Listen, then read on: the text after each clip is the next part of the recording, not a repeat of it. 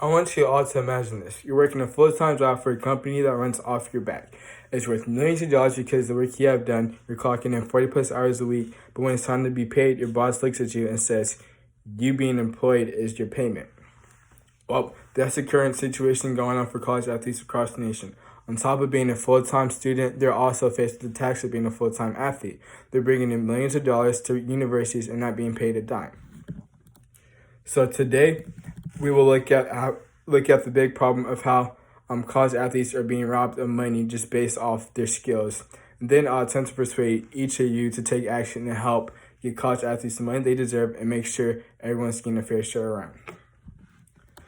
First, we must look at how much money athletes bring into university annually. Student athletes are very valuable and worth a lot of money, more than people realize. The average athletic scholarship is worth $25,000 a year, which means over the span of 4 years, their scholarship is worth around $100,000.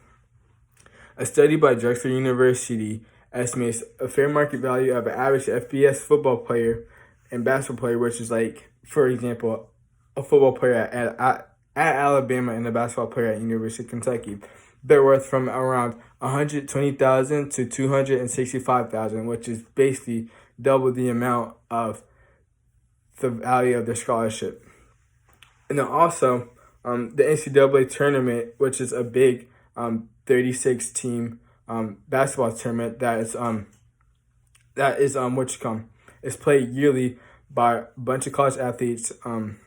There will be broadcasts on CBS through 2032, and the company signed an 8-year, $8.8 billion extension with the NCAA for student athletes to make money for them, and those student athletes get none of the money in return. And also, the NCAA takes advantage of players and makes millions off of them. At one point, the NCAA had a game called NCAA 14. It was a college football game, one of my favorite games personally, and it used the likeness of a lot of college football players who were making no money, and they made about $1.3 billion revenue, and student athletes saw none of that money, which is very similar to like making a movie and not paying the actors. It doesn't make sense. How are you going to make a movie and paying down the actors? Like, how are you going to make a game and paying down these college athletes?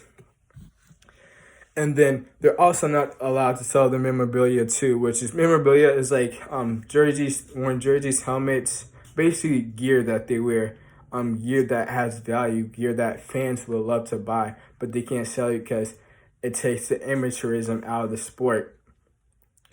And it makes them professional, but really they're just trying to make money to make ends eat so they can, eat food and not be hungry after practice. So they say the NCAA is a corrupt business and they need to put a stop to this.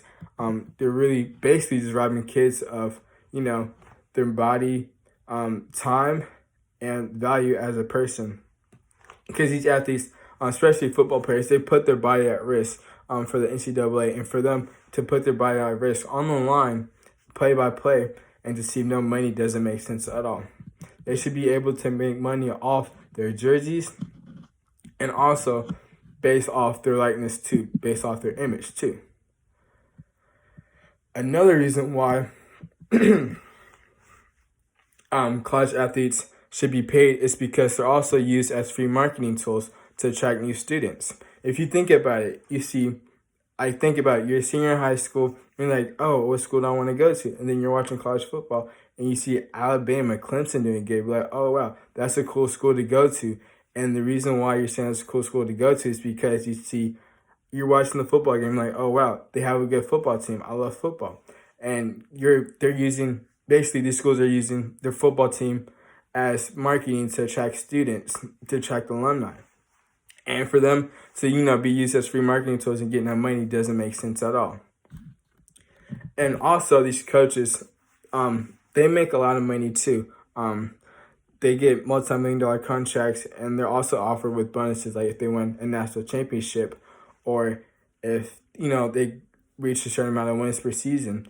And all those bonuses come based off the players' success. And the fact that the players don't get a bonus at all doesn't make sense. They should get at least a bonus for, making the program look good, not just a oh, your education is, your bonus. That doesn't make sense at all. And then another thing we need to talk about is how in the year of 2018, the University of Alabama reportedly made $143 million in athletic revenue based off the success of student athletes. That was more than 25 NBA teams and all 30 NHL teams. And the fact that those student athletes received none of that money, it shows you how, again, they're putting their bodies on the line, their time. They're basically like, they're giving up their social life, to do something they love, but they get no money for it. And it shows a lot right there. And so through basically using athletes as a marketing tool, making money off their likeness, and what else was it? Then them putting their bodies on the line is reason why they should get paid for their performance. Thank you for listening to my speech, and have a nice day.